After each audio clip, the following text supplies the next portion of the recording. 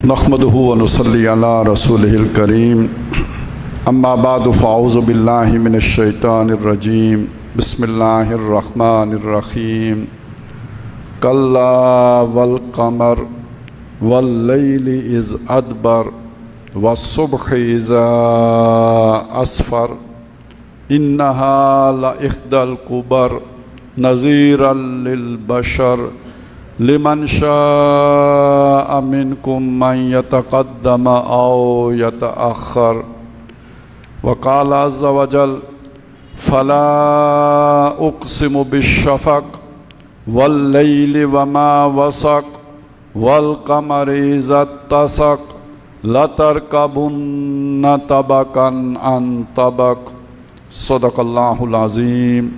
Rabbi इश्रह ली सदरी व यस्सिर ली अमरी वहलुल उक़दतम मिन लिसानी यफ़क़हू क़ौली। अल्लाहुम्मा अल्हिमना रुश्दना व अइज़ना मिन शुरूरि अनफुसिना। अल्लाहुम्मा अरिनल हक़्क़ हक़्क़न वरज़ुक़ना इत्तिबाअहू व अरिनल बातिला बातिलन वरज़ुक़ना इज्तिनाबह। अल्लाहुम्मा वफ़्फ़िक़ना लिमा तुहिब्बु व तर्ज़ा आमीन या रब्बल आलमीन। हज़रात मोहतरम, ये सूरह मुदस्सिर की आयात 32 ता 37 और सूरह इंशिकाक की आयात 16 ता 19 मैंने इस वक्त आपके सामने तिलावत की हैं। आज जुम्मतुल मुबारक है। शायद ये हो सकता है कि रमज़ान का आखिरी जुम्मा हो, अगरचे कि उम्मीद है कि एक जुम्मा और भी आ जाए। अगर 30 की रमज़ान हुआ तो फिर एक जुम्मा और मिल जाएगा। लेकिन इस दिन की एक और ख़ासियत भी है आज के एतबार से मैं चाहता हूँ कि आपके सामने आ जाए। बहुत से हो सकता है बाज़ को मालूम हो, बाज़ को न मालूम हो। आज 14 अप्रैल भी है और 14 अप्रैल कुरान मजीद के एक बहुत बड़े खादिम जो मुल्क पाकिस्तान में गुज़रे हैं, डॉक्टर इसरार अहमद रहमतुल्लाह अलैह, उनका यौम वफ़ात भी है। मेरे ज़ाहिर है उस्ताज़ हैं और ये कोई उस तरह का एक नहीं कि मैं अपने आप को उनसे मंसूब कर रहा हूँ, बल्कि ये कि अल्लाह ताला का शुक्र है कि उनके साथ रहकर उनसे फैज़ हासिल करने का और उनके सामने जानू तलम्मुज़ तय करने का मौका मिला है। तो ये कोई गायबाना उस्तादी शागिर्दी का ताल्लुक़ नहीं है, बल्कि एक आमने सामने बैठ कर अल्लाह ने तौफ़ीक दी है सीखने की। बल्कि ये कि उनके इदारे में जब हमारा क़याम था तो डॉक्टर साहब का दफ्तर नीचे होता था, हमारा कमरा उनके दफ्तर के ऐन सर के ऊपर था। ये जो 2 मकामात मैंने आपके सामने तलावत किए हैं, इनके बारे में डॉक्टर साहब ने एक दफ़ा बड़े अजीब चंद निकात हैं जो सामने लाए। मैं चाहता हूँ कि आज के दिन के तोहफे के तौर पर वो मैं आपके सामने रखूँ। एक नादिर सा ख्याल है, लेकिन है कुरान मजीद की तालीमात के ऐन मुताबिक। लेकिन सबसे पहले तो मैं सूरह मुदस्सिर की इन आयात का पहले आपको तर्जमा सुना दूँ। फरमाया कल्ला, हरगिज़ नहीं, यानी लोग जो सोच रहे हैं उसकी नफ़ी की गई है। कहा यूँ नहीं है जैसे तुम सोचते हो, इस तरह नहीं है। वल कमर, कसम है चांद की। वल लैल इज़ अदबर, और कसम है रात की जब वो पीठ मोड़े। वस्सुब्ह इज़ा अस्फर, और कसम है सुबह की जब वो रोशन हो जाए। इन्नहा लइह्दल कुबर, ये कोई बहुत बड़ी बात है, ये कोई छोटी सी बात नहीं है, बहुत बड़ी बात है। नज़ीर लिल बशर, इंसान के लिए इसमें बड़ी ख़बरदारी है, वार्निंग है इसके अंदर। लिमन शाअ मिनकुम मन यतक़द्दम औ यतअख़्ख़र, जो कोई तुम में से चाहे इसकी तरफ पेशकदमी करे, जो चाहे इसे पीठ के पीछे डाले, यह तुम्हारा इख्तियार है। अब आप सोचिए जो बात की गई है, चाँद, सारी दुनिया चाँद को देखती है, रात सबको रात का मुशाहिदा होता है, सुबह हर कोई सुबह को देखता है, इसमें बड़ी बात क्या है? अल्लाह ने कहा कोई बहुत बड़ी बात है। फिर यह भी कहा कि ये इंसान के लिए कोई इसमें ख़बरदारी भी है, और यह भी कहा कि चाहो तो इसकी तरफ पेशकदमी करो, चाहो इसको पीठ दिखाओ। ये ज़रा अगर अगली आयतें आप सामने रखें तो इन पिछले जो चीज़ें बयान की गई हैं इस पर गौर करने पे तबीयत आमादा होगी कि यहाँ चांद किसको कहा गया है। इसका मतलब है ये चांद नहीं है जिसको चांद यहाँ पे कहा गया, ये चांद कोई और है। रात ये नहीं है जिसको हम समझें रात, और सुबह वो नहीं है जो हम समझें सुबह। ये इस्तिआरे हैं, ये किसी चीज़ की तरफ इशारे कर रहे हैं। तो डॉक्टर साहब ने, अल्लाह ताला उन्हें गरीब के रहमत फरमाए, उन्होंने बड़ा प्यारा नुक्ता निकाला कि चांद जो है ये रोशनी का ज़रिया है, रात अंधेरे की अलामत है, और सुबह भी रोशनी की अलामत है। लेकिन चांद की रोशनी और सुबह की रोशनी में फ़र्क यह है कि चांद की रोशनी मुस्तार होती है, और जो दिन की रोशनी होती है वो सूरज की बराह रास्त रोशनी, सूरज खुद चमक रहा है, उसकी रोशनी है जो ज़मीन के ऊपर पड़ रही होती है। और चांद सूरज की रोशनी लेके इनेकास कर रहा होता है, उससे वो रोशनी निकल रही होती है। फिर उन्होंने इसे मोड़ा कि कुरान मजीद जिस चीज़ को रोशनी कहता है वो हदायत है। अल्लाह ताला ने किताब उतारी, फी नूरुन, उसमें रोशनी है। अल्लाह ने ये रोशनी आदम अलैहिस्सलाम के अंदर भी रखी, और ये इस रोशनी की तकमील फरमाई है मोहम्मद रसूलुल्लाह सल्लल्लाहु अलैहि वसल्लम पर आकर। नबूवत मुकम्मल हुई है, यानी वो रोशनी मुकम्मल हुई है। तो डॉक्टर साहब ने यह फरमाया कि हज़रत आदम अलैहिस्सलाम से लेकर ईसा अलैहिस्सलाम तक जितने नबी, जितने रसूल आए हैं, उनकी मिसाल चांद की मिसाल है। उन्होंने रोशनी बखेरी है, वो रोशनी ऐसी है जैसे चांद की रोशनी होती है। ईसा अलैहिस्सलाम के बाद हुज़ूर सल्लल्लाहु अलैहि वसल्लम, दरमियान में 600 साल गुजरे हैं जब कोई नबी, कोई रसूल नहीं आया, जिसका मतलब है रात छा गई है। अब आप पढ़ें, कल्ला वल कमर, वो रोशनी हमेशा रही है जैसे चांद है। वल लैल, फिर रात आ गई, लेकिन अब वो रात पीठ मोड़ रही, इज़ अदबर, अब वो पीठ दिखा रही है। वह सुबह इज़ा असफर, सुबह, रोशनी की सुबह तुलू हो रही है। अब सराज मुनीर आ रहे हैं, मोहम्मद रसूलुल्लाह सल्लल्लाहु अलैहि वसल्लम वो रोशनी लेके आ रहे हैं जो अपनी पूरी आबो ताब के साथ चमकने वाली है। जैसे दिन को रोशन होता है, दिन वो चांद की रोशनी से बहुत आगे की रोशनी होते हैं। अब आपको इसका कुछ समझ में आया ना? यूं जब इसको देख लेंगे तो फिर अगली बात आसान है समझना। इन्नहा लइख्दल कुबर, ये तो बहुत बड़ी खबर है, ये कोई छोटी खबर नहीं है। अब रब्त बन गया ना उसके साथ, उस खबर के साथ कि नबी सल्लल्लाहु अलैहि वसल्लम की बेसत ज़ाहिर कायनात की सबसे बड़ी खबर है। इससे बड़ा वाक़या तारीख़ इंसानी में हुआ नहीं कि आखिरी रसूल आ गए हैं और कामिल हदायत लेके आ गए हैं। अब इसके बाद बड़ा वाक़या तो सिर्फ क़यामत है। ये इतना बड़ा वाक़या है, आप सल्लल्लाहु अलैहि वसल्लम ने अपनी दोनों उंगलियां यूं मिला के फरमाया, मैं और क़यामत यूं हैं, जुड़े हुए। तो ये इतनी बड़ी खबर है। नज़ीर लिल बशर, बशर के लिए इसमें खबरदारी है कि अब क़यामत ज़्यादा दूर नहीं रह गई। और अगली बात यह है, अल्लाह किसी पे जबर नहीं करता। अब हर इंसान की मर्जी है, जो चाहे इसकी तरफ पेशकदमी करे, जो चाहे इससे पीठ मोड़े। आप सल्लल्लाहु अलैहि वसल्लम, वैसे तो आपकी पैदाइश 571 जो है ईस्वी की है, लेकिन यह कि आपकी नबूवत का जो आगाज़ है, रसालत का जो 610 ईस्वी से हुआ है। और यहाँ से आपने अपनी दावत का आगाज़ किया, यानी वो रोशनी बखेरना शुरू की। और करते करते महज 23 सालों में पूरे जज़ीरतुल अरब को उस रोशनी से मुनव्वर कर दिया। जाल हक़ व ज़हक़ल बातिल इन्नल बातिल कान ज़हूक़ा, बातिल चला गया, अंधेरा छट गया और रोशनी चहार दांगे आलम में फैल गई। कुरान मजीद ने नबी सल्लल्लाहु अलैहि वसल्लम के हवाले से इस रोशनी का मुतअद्दिद जगहों पर जिक्र किया है। जैसे सूरह बकरा के दूसरे रुकू में जिक्र आया कि मसलहुम का मसलिल लज़ी इस्तौक़दा नारा, इन लोगों की मिसाल ऐसे है जैसे एक शख्स ने आग रोशन की है। फलम्मा अज़ाअत मा हौलहु, जब उस आग ने सारे माहौल को रोशन कर लिया, ज़हबल्लाहु बिनूरिहिम, इनकी आंखों की रोशनी चली गई। देखिए ना, चीज़ देखने के लिए दो रोशनियाँ चाहिए, खारिज में भी रोशनी चाहिए और आँख में भी रोशनी चाहिए। आँख में रोशनी ना हो, बाहर सूरज निकल आए, कुछ नज़र नहीं आएगा। और अगर आँख में रोशनी हो, अंधेरा हो, फिर भी नज़र नहीं आएगा। तो नबी सल्लल्लाहु अलैहि वसल्लम के आने से पहले अंधेरा था, किसी को नज़र नहीं आता था, तो समझ आती है।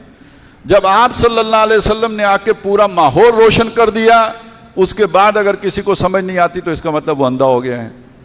व तरकहुम फी ज़ुलुमातिन ला युबसिरून। इसी तरह अल्लाह ने बताया अल्लाह वलियुल लज़ीना आमनू, अल्लाह ईमान वालों का दोस्त है। युखरिजुहुम मिनज़ ज़ुलुमाति इलन नूर, उनको अंधेरों से निकाल कर रोशनी में आता है। वल्लज़ीना कफ़रू औलियाहुमुत तागूत, और जो काफिर हैं उनके दोस्त शैतान हैं। युखरिजूनहुम मिनन नूर इला ज़ुलुमात, वो उन्हें रोशनी से निकाल के अंधेरों में लेके जाते हैं। तो लिमन शाअ मिनकुम मन यतक़द्दम औ यतअख़्ख़र, अब अपनी मर्जी है, अंधेरे की तरफ जाते हो या रोशनी की तरफ आते हो। वो नूर रिसालत जगमग करता सामने आ चुका हुआ है, सुबह जो है वो रोशन तुलू हो चुकी है। अब उसकी तरफ पेशकदमी करना या ना करना ये तुम्हारी मर्जी है। इम्मा शाकिरम व इम्मा कफूरा, चाहो तो शुक्रगुजार बनो, चाहो तो नाशुक्र बनो। फमन शाह फल योमिन व मन शाह फल यकफुर, जिसकी मर्जी है इस पर ईमान लाए, जिसकी मर्जी है इसका इनकार करे। कुल आमिनू बिही औ ला तुमिनू, ए नबी इनसे कहो तुम्हारी मर्जी है इस पर ईमान लाओ या इस पर ईमान न लाओ। लेकिन ये कि ये खबर ये है कि वो सुबह रोशन जो है वो तुलू हो चुकी है। तो आपने उस दीन को कायम किया और दुनिया ने तस्लीम किया कि तारीख़ इंसानी की वाहिद मिसाल है कि जिसमें एक ही शख्सियत ने दावत से काम का आगाज़ किया हो और जिस बात का दावा किया हो अपनी मुख्तसर तरीन ज़िंदगी में उसे बतमाम व कमाल जूं का तूं हर्फ ब हर्फ पूरा करके दिखा दिया हो। ये तारीख़ इंसानी में वाहिद मिसाल जनाब मोहम्मद रसूलुल्लाह की है सल्लल्लाहु अलैहि वसल्लम। और ये गैरों ने माना है, ये हम नहीं कहते, दुश्मनों ने माना है। जो आपके दुश्मन हैं उन्होंने भी तस्लीम किया है कि ये कामिल तरीन इनकलाब जो है वो बर्पा किया जनाब मोहम्मद रसूलुल्लाह ने सल्लल्लाहु अलैहि वसल्लम। अब ये तो मकाम है सूरह मुदस्सिर का। जो दूसरी जो जगह मैंने तिलावत की है, दूसरा मकाम, ये सूरह बुरूज है, सूरह इंशिकाक है और इसकी आयात 16 ta 19 हैं। अब इसमें देखिए क्या फरमाया, फरमाया फला तो नहीं, वहाँ पे तो कल्ला था, यहाँ पे फला, यानी जो तुम सोच रहे हो इस तरह नहीं है। उक़्सिमु, अल्लाह फरमाते मैं कसम खाता हूँ, बिशफ़क़, शफ़क़ की, शफ़क़ क्या होता है, ये भी रोशनी होती है। देखिए अब 3 रोशनी हो गई, एक चाँद की रोशनी है, एक सूरज की रोशनी है, ये शफ़क़ है। शफ़क़ जब सूरज गुरूब हो जाता है या सूरज तुलू अभी नहीं हुआ होता, तो उसके गुरूब होने के बाद जो थोड़ी सी रोशनी आसमान पे पीछे नज़र आ रही होती है या उसके तुलू होने से पहले जो थोड़ी सी उफ़क़ पे रोशनी नज़र आ रही होती है, उसको शफ़क़ कहते हैं। तो शफ़क़ तो अलामत हुआ, अगर पिछले के साथ जोड़ के देखें तो सूरज गुरूब होने की अलामत है, शफ़क़ हो गया। शफ़क़ के बाद अगला मरहला, चूँकि अगली जो चीज़ भी आई है वो भी बता रही है कि ये गुरूब होने के वक्त की बात हो रही है। क्यों, आगे रात का जिक्र है, दिन का जिक्र नहीं है, रात का जिक्र है।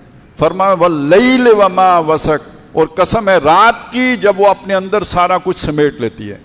जब रात पड़ती है, आपको पता है चींटियाँ भी अपने बिल में चली जाती हैं, आदमी भी अपने बिस्तर में पहुंच जाते हैं, हर शय अपने जाए करार को चली जाती है। गोया रात ने सबको समेट लिया।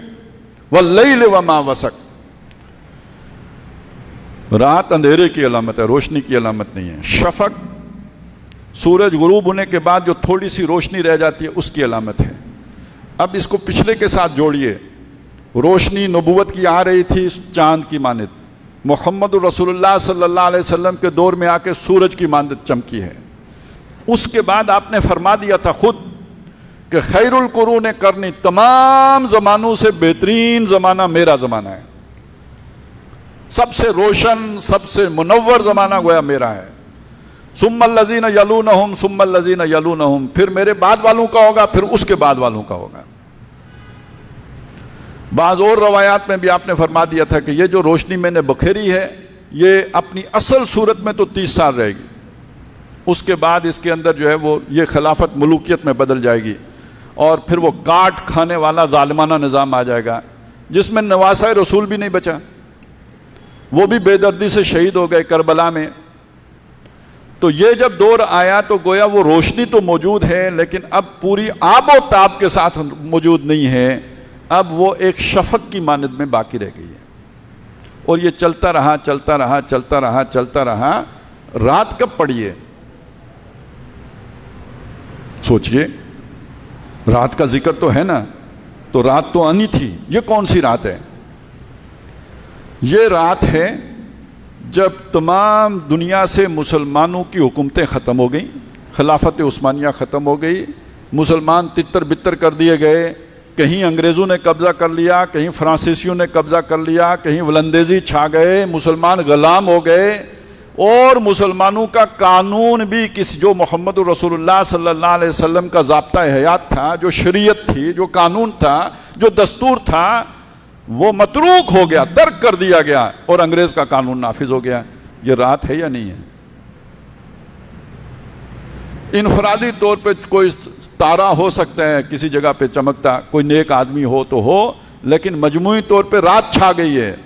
तो नबी सल्लल्लाहु अलैहि वसल्लम के दौर के बाद, कुछ अरसे के बाद ऐसा हुआ कि खुद मुसलमानों के दौर के अंदर बस शफक बाकी रह गई थी, शरीयत बाकी रह गई थी, बाकी वो निज़ाम अदल बाकी नहीं रहा था। लेकिन जब गैर कौमों ने आके कब्जा कर लिया तो गोया कामिल तारीकी छा गई। अब ये तारीकी हमेशा रहेगी। अगली आयत पढ़ें, वल कमर, कसम है चांद की। इसका मतलब रात को चांद आता है तो रात अंधेरी जो है वो रोशन हो जाती है। सूरज की रोशनी नहीं होती लेकिन चांद की रोशनी तो होती है ना। ये खुशखबरी नहीं है कि ये रात हमेशा नहीं रहेगी, इसमें रोशनी निकलेगी, रोशनी पैदा होगी। अलबत्ता ये कि ये जो चांद है इसके बारे में फरमाया इज़्ज़त तसक, जब वो पूरा हो जाता है, यानी ये कि चांद सूरज की तरह एकदम नहीं निकलता, वो पहले दिन हलाल होता है, फिर करते करते बदर बनता है, आहिस्ता आहिस्ता बदर बनता है। लिहाजा अगली आयत में फरमाया लतरकबुन्न तबकन तबक, हम तुम्हें उठाएंगे दर्जा बदर्जा। अब पूरी बात समझिए, यानी रात के बाद तुम्हारा उरूज होगा, लेकिन एकदम नहीं होगा जैसे रसालत नबी सल्लल्लाहु अलैहि वसल्लम के दौर में हुआ था, बल्कि ये कि अब जब होगा वो आहिस्ता आहिस्ता होगा, दर्जा बदर्जा होगा। ये जो दर्जा बदर्जा उरूज है, इसका आखिरी नतीजा ये निकलेगा कि चांद पूरी आबो ताब के साथ जगमग जगमग करेगा, रोशन हो जाएगा, लेकिन जाहिर है सूरज नहीं होगा। तो वो एक ही था ना, रोशनी का वो जो मंबा, अजीम मंबा, वो तो जनाब मोहम्मद रसूलुल्लाह सल्लल्लाहु अलैहि वसल्लम ही है ना, वो तो अब नहीं आएंगे, ये चांद की मिसल होगा। अच्छा, ये अगर बात हम जहन में बैठा लें तो बहुत सी बातें जो नबी सल्लल्लाहु अलैहि वसल्लम ने फरमाई हैं उनकी समझ बड़ी आसानी से आ सकती है। जैसे आपने फरमाया अल उलमा उम्मती का अंबियाए बनी इसराइल, मेरी उम्मत के जो उलमा होंगे वो बनी इसराइल के नबियों की तरह होंगे। उनके नबियों की जो रोशनी थी वो गोया चांद वाली अगर थी, तो अब जो रोशनी निकलेगी वो चांद वाली ही होगी। तो बात बराबर बैठती महसूस हो रही है ना। तो ये वो निकात थे जो एक दफ़ा डॉक्टर साहब ने बयान किए। मैं आज उनकी चूँकि वो है 14 अप्रैल आज ही के दिन वो फौत हुए, तो मैंने चाहा कि ये चीज़ें आम तौर पर किताबों में लिखी हुई नहीं है, उनके अपने गौर व फिक्र का हासिल था, तो इसकी रोशनी में मैं आपको खुशखबरी पहुँचाऊँ कि इस वक्त हम हालात को देखते हैं तो बड़े ख़राब हैं, हालात को देखते हैं बड़ी मायूसी छाई नज़र आती है, तारीकी है, अंधेरा है, गुप्त अंधेरा है, रोशनी नज़र नहीं आती। लेकिन कुरान मजीद हमें रोशनी दिखाता है कि इन मायूसियों के अंदर भी चांद के निकलने की उम्मीद रखो, अलबत्ता वो दर्जा बदर्जा निकलेगा। एक और चीज़ डॉक्टर साहब ने सूरह काफ के हवाले से बयान की थी, उस सारी को जोड़ के मैं एक खुलासा आपके सामने रखता हूँ। वो खुलासा मेरा है, ये उनका नहीं है। मैं इसलिए कह रहा हूँ कि इसको अगर इसमें कोई गलती है तो उसमें कसूरवार मैं हूँ, इसमें उनका कोई अमल दखल नहीं है। कि ये जो रात है, इस रात को एक दफ़ा इस रात को डॉक्टर साहब ने दज्जालियत से भी मौसूम किया था। यानी ये जो गैरों का सैलाब आया था, ये एक तरह से दज्जाल की यलगार थी। वो फर्द दज्जाल की नहीं, उसके फितने की। फर्द तो अभी आना है, वो तो ईसा अलैहिस्सलाम आके उसे कत्ल करेंगे, लेकिन उसका एक फितना है जो फैला था, तो ये रात छा गई थी। इसके बारे में डॉक्टर साहब का कहना यह था कि इसके बाद जो अव्वलीन इसके खिलाफ मज़ामत किया वो उन लोगों ने किए कि जैसे असहाबे काफ गारों में चले गए थे, तो जिन्होंने दीन की हिफाजत की खातिर माशरे को छोड़कर मदारिस में पनाह ली थी। डॉक्टर साहब ने बात इतनी की है, मैं ज़रा उसे आगे बढ़ाना चाहता हूँ। अगर हम सूरह काफ को देखें जिसमें असहाबे काफ का जिक्र आया है, तो असहाबे काफ के बाद दूसरा जिक्र किसका है उसी सूरह मुबारका में? वो उस शख्स का है कि जिसने अपने एक अमीर दोस्त के साथ मुकालमा किया था। ये इस जगह पे मैं उस पर एक गुफ्तगू कर चुका हूँ, एक पूरे जुमे में उस पर गुफ्तगू हो चुकी है, वो उसकी तकरीर मौजूद है, कहीं आपको मिल जाएगी। असहाब काफ का दौर वो है कि जिसमें आप बातचीत नहीं कर सकते। उससे पहले आपने 1857 की जंग आज़ादी लड़ ली है, अब मुकाबला मुमकिन नहीं, तो आपने गोया गार में जाके पनाह लेके दीन बचाया है। उसके बाद एक ऐसा दौर आया है कि जब आपने आंखों में आंखें डाल के बात की है और आपने पूरी जुर्रत से कहा है कि हमारा दीन हक है और तुम्हारा ये निज़ाम बातिल है और ये ख़त्म होगा। ये किसने कहा है? तुम्हारी तहजीब अपने खंजर से आप खुदकुशी करेगी, जो शाख नाजुक पे आशियाना बनेगा नापायदार होगा। इकबाल ने कहा या नहीं? वो मर्द फ़कीर, उसने ये बातें की या नहीं? और ये कि मुसलमानों को ये उम्मीद नहीं दिलाई कि तुम्हारा दीन जो है शहर आसमां शहर जो है वो फिर होगी और आसमां फिर शहर के नूर से आईना पोश होगा और जुल्मत रात की सीमा पा हो जाएगी। अब रात के ख़त्म होने का जिक्र किया या नहीं किया? आसमां होगा शहर के नूर से आईना पोश और जुल्मत रात की सीमा पा हो जाएगी। फिर दिलों को याद आ जाएगा पैगाम सुजूद, फिर जबी खाके हरम से आशना हो जाएगी। आँख जो कुछ देखती है लब पे आ सकता नहीं, मैं वे हैरत हूँ कि दुनिया क्या से क्या हो जाएगी। शब गोरेज़ा होगी आखिर जलवाए खुर्शीद से, ये जहाँ मामूर होगा नगमाए तौहीद से। जैसे मोहम्मद रसूलुल्लाह सल्लल्लाहु अलैहि वसल्लम ने किया था, ऐसे ही दुनिया में वो निज़ाम फिर आएगा और तुम्हारा निज़ाम ख़त्म होगा। ये मर्द दरवेश की सदा थी।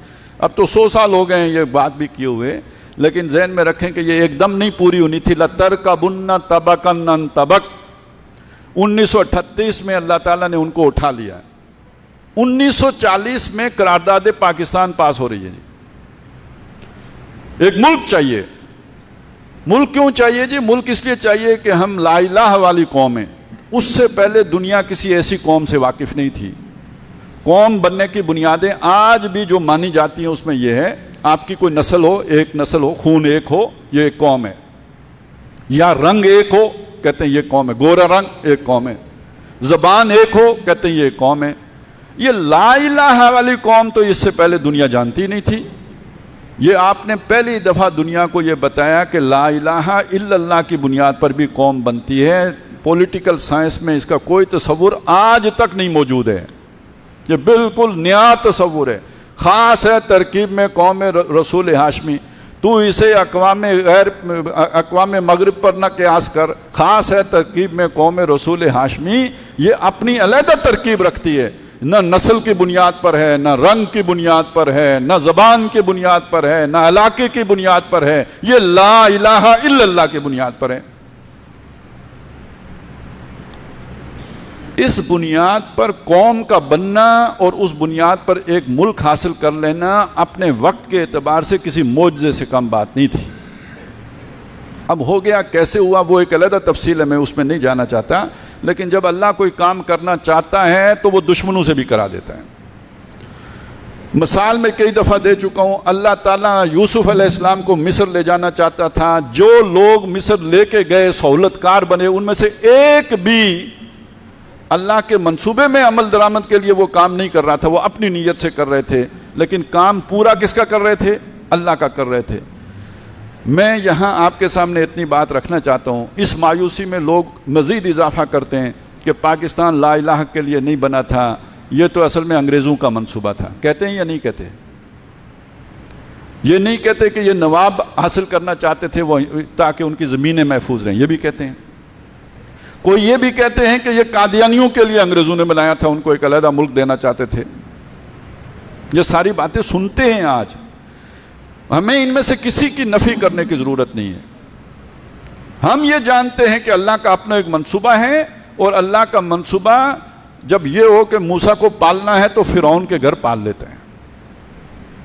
हमें वो देखना है और यकीन हमें अल्लाह की किताब पर है कि वो जो रोशनी मोहम्मद रसूलुल्लाह सल्लल्लाहु अलैहि वसल्लम के दौर में सामने आई थी, वो क़यामत से पहले एक दफ़ा फिर लाजमन सामने आएगी। तो कैसे आएगी? उसके लिए कोई मेहनत करेगा, कोई कोशिश करेगा, कोई हिम्मत करेगा, तो वो कोई अमल होगा जिसके नतीजे में वो होगी। वो अमल हमें नज़र आता है। कि जिन्होंने काफ में जाकर अपना दीन बचाया था, उनसे वो लोग निकले कि जिन्होंने फिर ला इलाहा इल्लल्लाह की बुनियाद पर मुल्क हासिल किया। उस पर कब्जा किसी और का हो गया, अल्लाह की हिकमत थी, बाद में देखेंगे, लेकिन बन तो गया।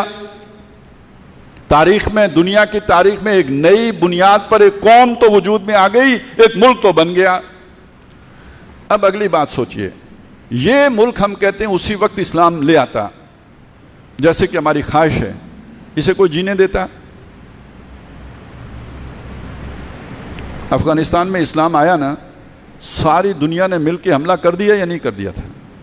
47 में अगर आप ले आते, कोई आपको चलने देता? अगले ही दिन हिंदुस्तान से हमला करा देते।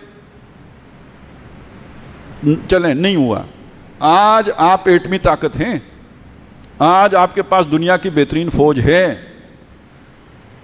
अब आप चलें, यानी ये वसाइल आपके पास आ गए, ठीक है, ऊपर कब्जा उन लोगों का रहा इस पूरे अरसे में जो ला इलाहा इल्लल्लाह से बेखबर थे, बिल्कुल उस तरह बेखबर थे जैसे कुएं में डालने वाले भाई अल्लाह के मंसूबे से बेखबर थे, जैसे यूसुफ अलैहिस्सलाम को उठा के मिस्र ले जाने वाला काफिला अल्लाह के मंसूबे से बेखबर था, जैसे अजीज़े मिस्र बेखबर था कि ये मैं जिस बच्चे को घर में पाल रहा हूं ये कौन है और इसके पीछे अल्लाह का मंसूबा क्या है, या जैसे फिरौन बेखबर था कि ये जिस बच्चे को मैं गोद ले रहा हूं मूसा, ये बड़ा होकर क्या बनेगा। ऐसे ही अंग्रेज को भी आप बेखबर नहीं कह सकते, कादियानियों को बेखबर नहीं मान सकते, यहां के जो मुफाद परस्त हैं उन्हें बेखबर नहीं मान सकते कि अल्लाह ताला जैसे यूसुफ को परवान चढ़ा रहा था, जैसे मूसा को परवान चढ़ा रहा था, अपना एक खास मुल्क, खास तरकीब में कौम रसूल हाशमी, उसको एटमी ताकत बना रहा था, उसको दुनिया के बेहतरीन वसाइल दे रहा था, मिसाइल टेक्नोलॉजी दे रहा था, उसको दाऊद अलैहिस्सलाम वाला गोपिया दे रहा था जिससे आखिर में जालूत का भेजा निकालना है। लतर कबुन्न तबकन तबक का तकाजा नहीं है ये हो गया। अब आप सूरह काफी के मज़ामीन को लेके आगे चलें। आगे एक वाक़या आता है, वो वाक़या है हज़रत मूसा अलैहिस्सलाम और खिज़र की मुलाकात का वाक़या। 3 काम होते हैं उसमें। मूसा अलैहिस्सलाम तीनों कामों पे एहतजाज करते हैं, ये गलत हुए हैं, ये नहीं होने चाहिए थे।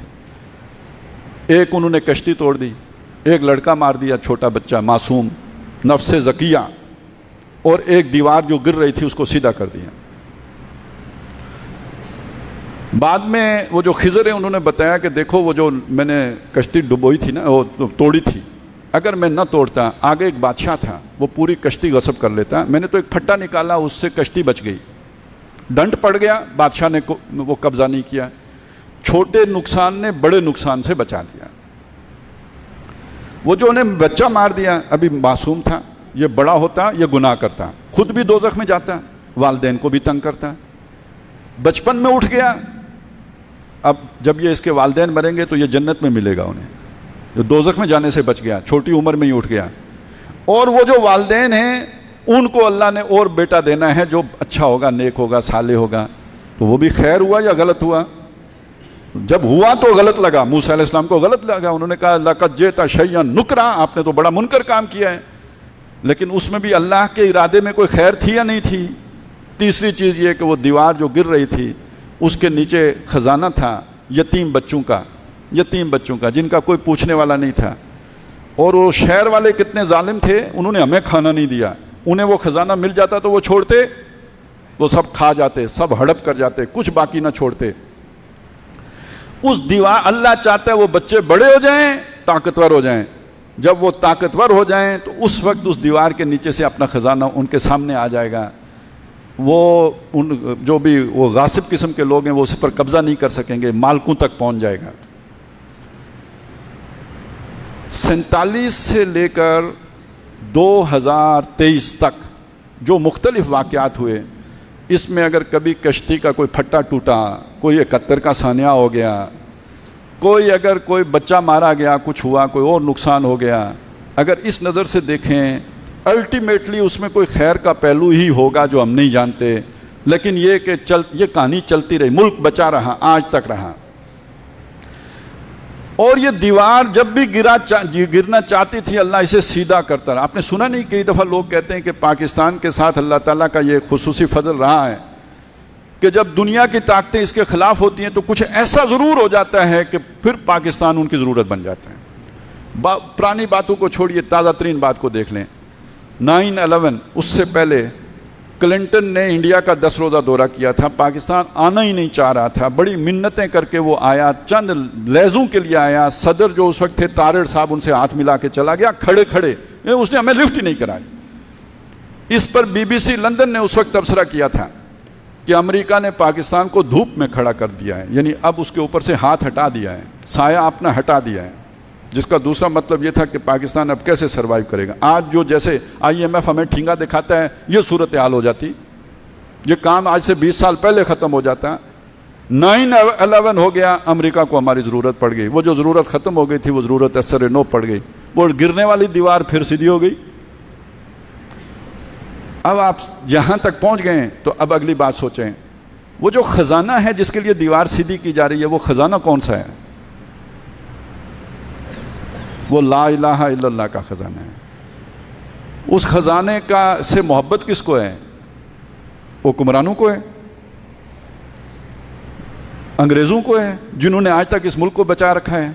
IMF, वर्ल्ड बैंक अमेरिका को है, इनमें से तो किसी को नहीं। जैसे फिरौन को मूसा के मिशन से क्या गरज? ख़जाना इस उम्मत का है, इस अवाम का है, और अवाम गरीब है, यतीम है या नहीं? इस अवाम की किसी को ये पुरसाने हाल इसका कोई नहीं है। उस ला इलाहा इल्लल्लाह के खजाने के लिए आज तक अल्लाह ताला इसे चलाता रहा।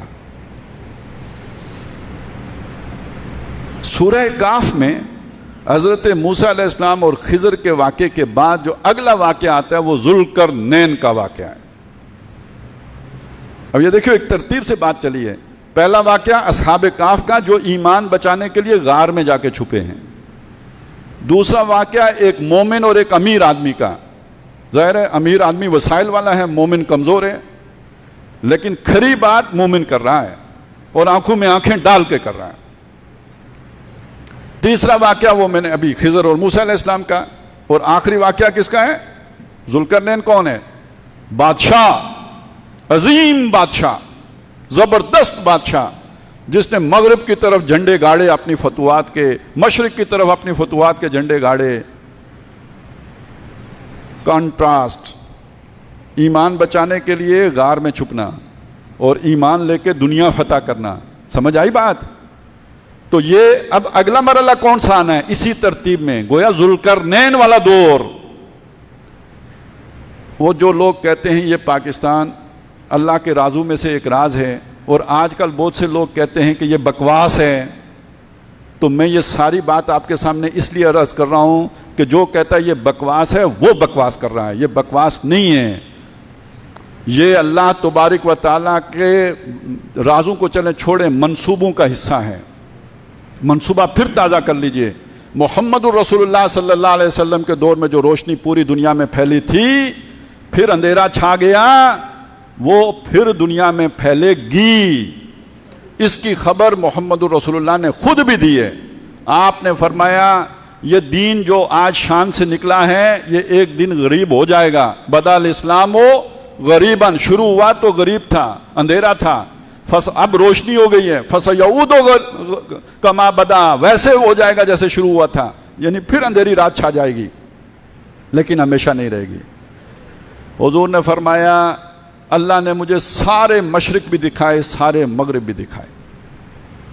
इन्नल्लाह ज़वाली अल-अर्ज़, बेशक अल्लाह ने मेरे लिए इस ज़मीन को, वो जैसे नहीं होता जब वो छोटा सा आप जूम करके चीज़ों को करीब करके देखते हैं, तो मुझे अल्लाह ने लपेट के दिखाई है ये सारी ज़मीन। फ़राई तो मशारे कहा व मगारे बहा, मैंने इसके सारे मशरिक भी देखे, सारे मगरिब भी देखे, यानी पूरा ग्लोब देखा है। और अगली बात पता है क्या फरमाई? व इन्ना उम्मती हो, बेशक जो मेरी उम्मत है, सब लोगों मुल्क को, हाँ मेरी उम्मत की जो बादशाही है वो पहुंचेगी माज़ुयाली मिनहा, जो लपेट के मुझे दिखाया गया। कोई ज़मीन का कोना खदरा नहीं बचेगा जहां मेरी उम्मत की बादशाही ना पहुंचे। आप सल्लल्लाहु अलैहि वसल्लम ने फरमाया ला यबका अला ज़हरिल अर्द बैत वबरिन वला मदरिन खलहुल्लाहु कलिमतल इस्लाम इस जमीन की पीठ पर कोई एक घर नहीं बचेगा, कच्चा पक्का या ऊंटों के बालों का बना खेमा, मगर उसमें अल्लाह इस्लाम के कलमे को दाखिल करके छोड़ेगा।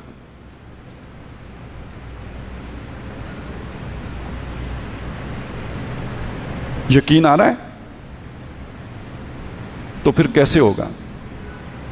कहीं से तो उस अमल का आगाज होगा ना, कहीं से तो वो चांद बनेगा, तो फिर बात आगे बढ़ेगी ना, पूरी दुनिया में फैलेगी। और ये देखें, मैंने बताया ना वो जुल्करनैन मशरिक और मगरिब, तो हुजूर क्या करें, मशरिक और मगरिब देखें। अगला दौर इस्लाम के एतबार से जुल्करनैन वाला दौर है। आसमां होगा शहर के नूर से आईना पोश, और जुल्मत रात की सीमा पा हो जाएगी। फिर दिलों को याद आ जाएगा पैगाम सुजूद, फिर जबी खाके हरम से आशना हो जाएगी।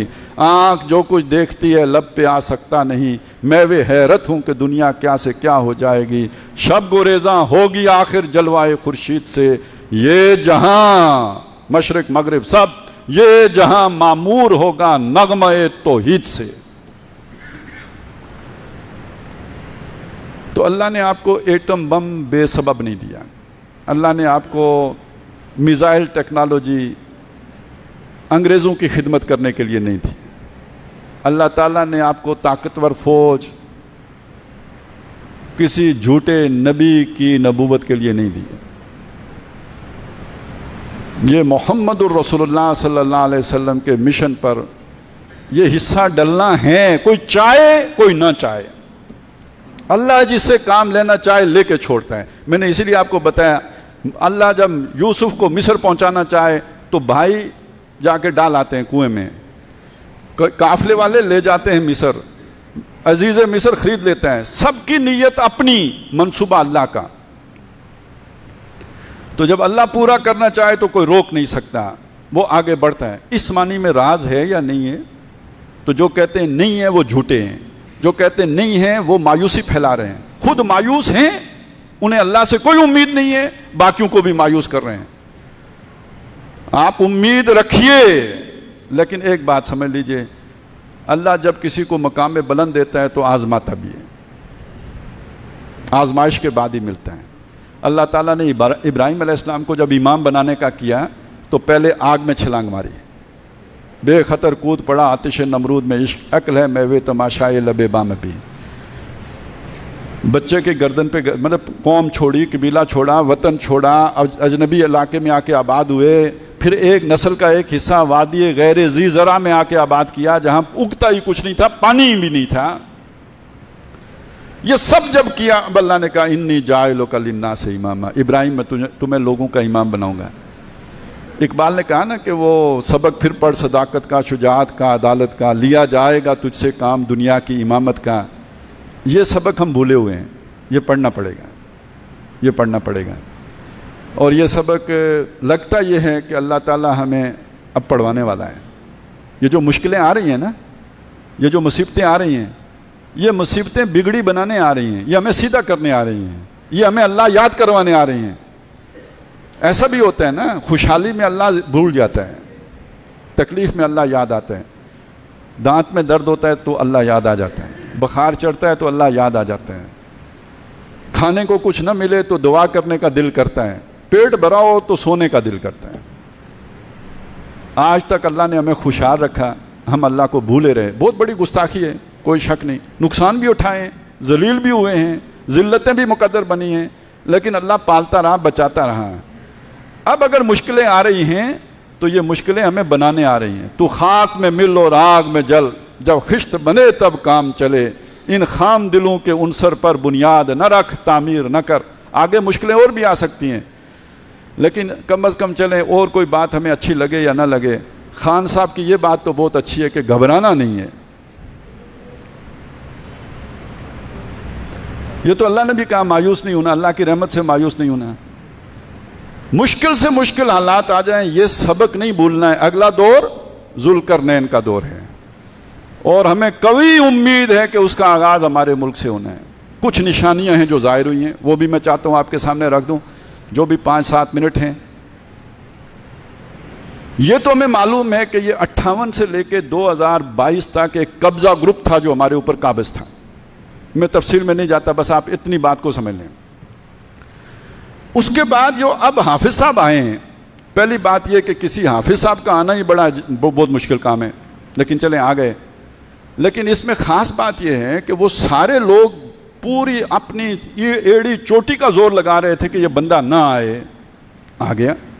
मेरी आपकी कोशिश से नहीं आया, पता नहीं अल्लाह ने क्या किया, आ गया। लेकिन मर्जी किसी की भी नहीं थी इसको आने देने की, और आज से नहीं आई, 5 साल पहले से इसके खिलाफ साजिशें शुरू हो गई थी, लेकिन आ गया है। अब आके करता क्या है मुझे नहीं पता, ठीक करेगा कि गलत करेगा ये भी नहीं पता। मुझे सिर्फ इतना पता है कि इसके आने के वो सारे मुखालिफ थे, और हदीस में ये भी आता है कि भाई ये भी देखो, हक उधर होगा जिधर दुश्मन के तीरों का रुख होगा। तो ये अभी इस तयनाती में जिनको हम दुश्मन समझते हैं और ठीक समझते हैं, वो इसके मुखालिफ थे। एक दूसरी शख्सियत भी है, अभी नया एक घड़मस मचा हुआ है अदालतों में, वहां पे भी एक बंदा है जिसके सारे ही मुखालिफ थे। अब मुझे नहीं पता बचेगा या नहीं बचेगा, अभी भी उसी के छुरी चलाने की सारी तैयारी है। बाकी ये कहानी हुकूमत के साथ इतनी बड़ी नहीं है, मुसीबत उधर पड़ी हुई है।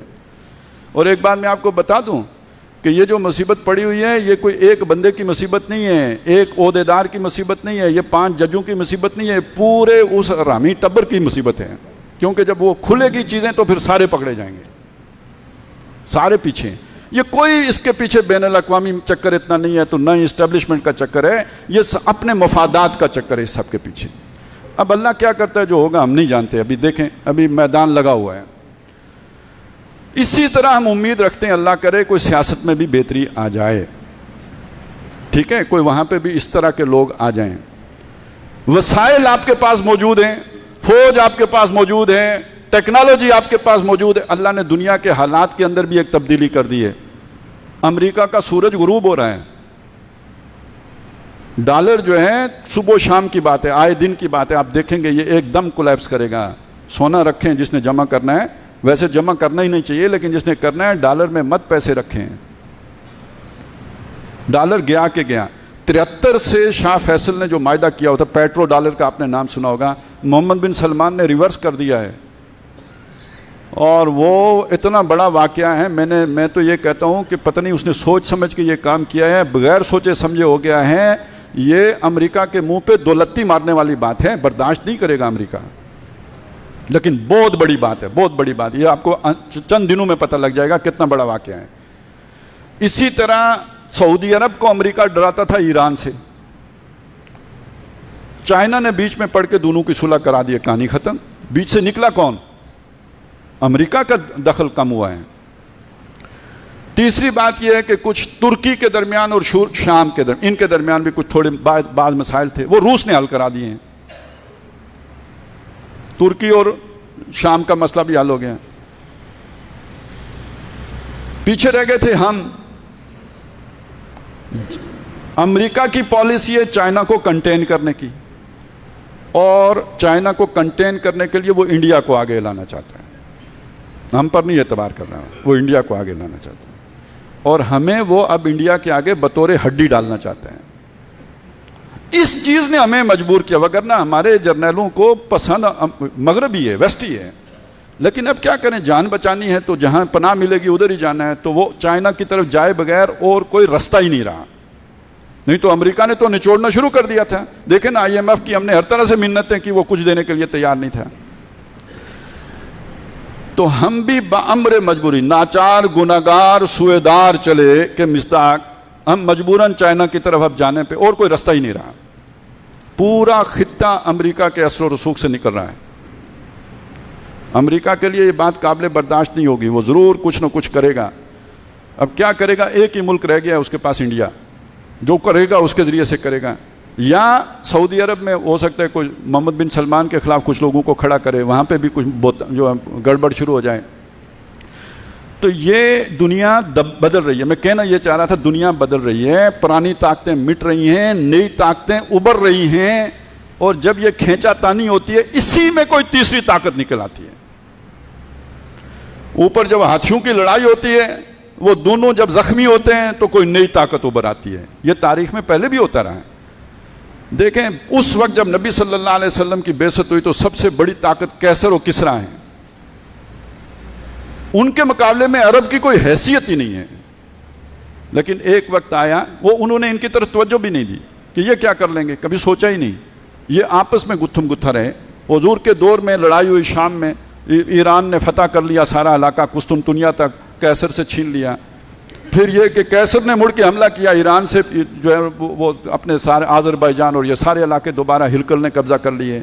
ये खुद कमज़ोर होते रहे, यहाँ तक कि जब मुसलमानों का जत्था 30,000 का तैयार हो गया, निकले आप सल्लल्लाहु अलैहि वसल्लम तबूक में हिरकल का मुकाबला करने के लिए। 2 लाख की फ़ौज होने के बावजूद मैदान में नहीं आ सका, हिम्मत ही नहीं हुई, जुर्रत ही नहीं की सामने आने की। और अगले चंद सालों में न हिरकल रहा, न किसरा रहा, अरब सारों के ऊपर छा गए। यूं दुनिया बदलती है। दुनिया में तब्दीलियां इस तरह आती हैं, बड़ी बड़ी ताकतें खुद अपने जोर से बैठ जाती हैं। ये जो बड़े कारोबार होते हैं, जब वो उल्टा चलता है ना पहिया, वो उतनी तेजी से मेल्ट डाउन करते हैं, पिघल जाते हैं। बड़ी सल्तनतों का भी यही होता है, नई ताकतें उभरती हैं। हमारे लिए चांस तारीख दे रही है, खिड़की खोल रही है, मौका पैदा कर रही है, और दुनिया के हालात वो बन रहे हैं। तो दुनिया बदल रही है, बदलते हुए हालात में हमारे लिए रोशनी की किरण फूट रही है। चांद बनना शुरू हो गया है, अब इसे बदर बनने से कोई नहीं रोक सकता, और ये पूरी दुनिया पर अपनी रोशनी बखेरेगा। और ये मकसद बेसत है जनाब मोहम्मद रसूलुल्लाह का सल्लल्लाहु अलैहि वसल्लम। इसके लिए अब हमें कुछ तगोदो करनी चाहिए, उम्मीद बांटनी चाहिए, लोगों को बताना चाहिए। मायूसी की बात नहीं है, उम्मीद की बात करें। इसके लिए हमें लोगों को कायल करना चाहिए कि अब हमें अल्लाह से अपना ताल्लुक़ सीधा करना चाहिए। अपने अंदर वो सदाकत, शुजाअत के जो है ना, वो पैदा करना चाहिए। जिस दिल में हो सदाकत के लिए मरने की तड़प, पहले अपने पैकर खाकी में जान पैदा करें। और ये रमज़ानुल मुबारक है, और ये अब आज जो है ना 23वां रोज़ा हमने रखा हुआ है। 27वीं शब को ये मुल्क बना था। जिस रात को अल्लाह ने कुरान नाजिल किया, उस रात को अल्लाह ने ये मुल्क बनाया। कोई मंसूबा है, राज है या कोई नहीं है? ला इलाहा इल्लल्लाह कुरान का खुलासा है, और उस खुलासे के लिए ये मुल्क बना। पाकिस्तान का मतलब क्या? ला इलाहा इल्लल्लाह। कुरान का मतलब क्या? ला इलाहा इल्लल्लाह।